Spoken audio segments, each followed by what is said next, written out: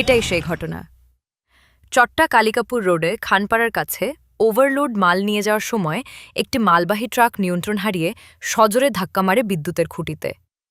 ধাক্কার জেরে খুঁটি ভেঙে যায় এবং বিদ্যুতের তার ছিঁড়ে রাস্তায় পড়ে।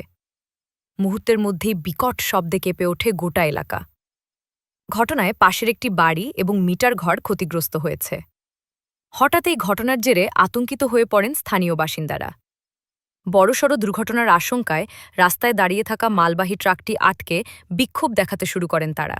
গাড়ি ঢোকে এবং ওর ভেতরে আমাদের লোকজন ছিল, পোস্টার সব ভেঙে সব নেমে গিয়েছে এবং প্রচণ্ড ভয়ঙ্কর আওয়াজ হয়।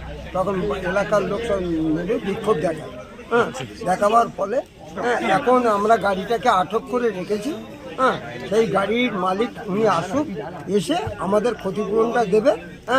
এবং পুলিশি যে তদন্ত হয়েছে, বড়বাবু আমাকে বলে দিয়েছে যে ওনার সঙ্গে রাজা বলে যিনি আছেন মালিক, ওনার সঙ্গে কথা বলে ক্ষতিপূরণটা আদায় করে। ক্ষতি হয়েছে আপনাদের? আমার ঘরের চাল টাল সব মিটার ঘর নেমে চলে যায়। খবর পেয়ে ঘটনাস্থলে পৌঁছায় কালীতলা থানার পুলিশ ও সিএসসির আধিকারিকরা। পরিস্থিতি নিয়ন্ত্রণে আনা হয়। পুলিশ মালবাহী ট্রাক ও চালককে আটক করে নিয়ে যায়। অপ্রীতিকর ঘটনা এড়াতে গোটা এলাকার বিদ্যুৎ সংযোগ সাময়িকভাবে বিচ্ছিন্ন করে দেওয়া হয়েছে।